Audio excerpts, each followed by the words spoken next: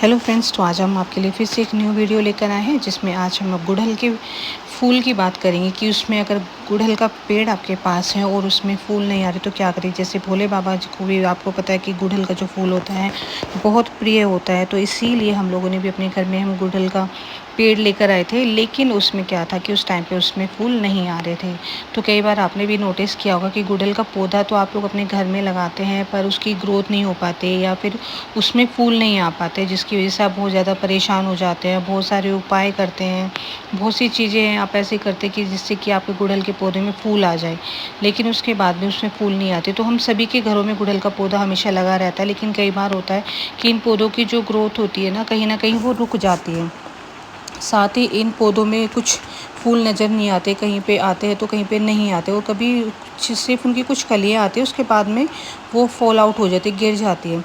तो इस स्थिति में आपको पहले ये समझना होगा कि पौधे में ऐसी क्या दिक्कत है। इसके बाद ही आप समझ पाएंगे कि आपको अपने पौधे के लिए ऐसा क्या करना है जिससे इनकी ग्रोथ बढ़ पाए और ये हरे भरे भी हो पाए।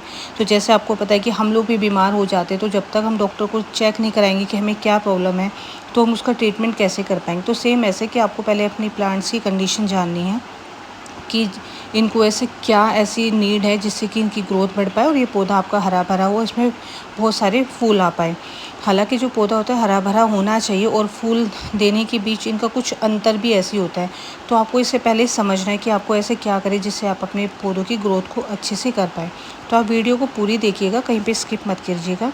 तो इसमें जो होता है कि गुड़हल के जो पेड़ होते हैं इसमें फूल ना आने के बहुत से ऐसे कारण होते हैं। तो सबसे बड़ा कारण ये भी हो सकता है कि आप जो आपके प्लांट्स हैं आप उसको सही से फर्टिलाइज़ नहीं कर रहे हैं, उसको सही से वो पोषण नहीं मिल पा रहा है, और जिसकी वजह से वो फूल वगैरह नहीं दे पा रहा है। और साथ ही इसका जो और भी बहुत से कारण हो सकता है कि आप पौधे में ज़्यादा पानी डाल देते हैं या उसमें पोषण की कमी हो सकती है। उसको जो धूप उसको चाहिए होती है वो धूप नहीं मिल रहा है, कहीं ना कहीं उसकी रूट्स में फंगस लग गया है, कीड़े लग गए हैं, और उसको शायद कुछ जो एक प्रॉपर उसको सनलाइट चाहिए वो उसको नहीं मिल पा रही। तो ये कुछ ऐसे रीज़न हो सकते हैं जो जनरली हम लोग फॉलो करते हैं, और हमारे एक ये प्लांट में कुछ ऐसी प्रॉब्लम होती तो हमने भी ये ऑब्ज़र्व किया था। उसके बाद फिर हमने उन चीज़ों पे गौर किया और फिर हमने इन सभी स्थितियों को देखते हुए हमने गुड़हल के जो पेड़ में जो फूलों की जो मात्रा है उसको बढ़ाने के लिए फिर हमने कुछ टिप्स थे जो हमने फॉलो किए थे। तो जैसे है कि आप गुड़हल को नाइट्रोजन या फिर फास्फोरस और पोटेशियम की जो एक मात्रा होती है तो आप उसको फॉलो कर सकते हो। जैसे 7, 6 या 5 के आप इसमें अनुपात में इसको ले सकते हैं।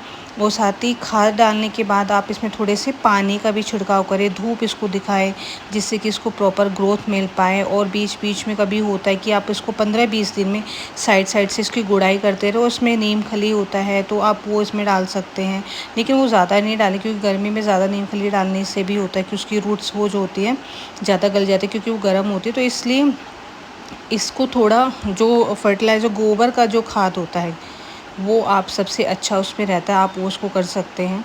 साथ ही बीच बीच में जैसे होता है कि नीम का जो होता है लाइक लिक्विड में जो नीम होता है तो आप उसको भी उसके कुछ ड्रॉप मिला के 2 या 3 ड्रॉप जो होती है 1 लीटर पानी में लेके आप उसको भी स्प्रे कर सकते हैं। साथ ही हवा और गर्म हवादार जो वातावरण रहता है उसमें भी थोड़ा खुश रहता है, उसमें ज़्यादा फ्लावर वगैरह खिलने की उसमें कोशिश भी रहती है। और इसको जो है आपको उसको धूप भी दें, लेकिन इतनी भी धूप नहीं देना कि वो सूख जाए।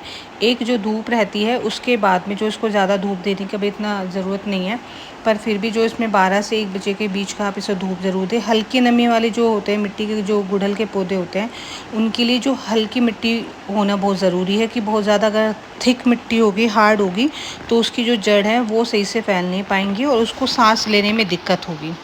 तो उसमें आप जैसे होते हैं कि आप उसकी मिट्टी की जो गुड़ाई है बीच बीच में करते रहे और हल्की जो मिट्टी है वो गीली रखिए उसको, ऐसा नहीं कि वो बिल्कुल सूख जाए, क्योंकि अगर वो ज़्यादा सूख जाएगी तो उसके बाद में वो सही से ग्रो नहीं कर पाएंगे और उसमें फ्लावर वगैरह नहीं आ पाएंगे।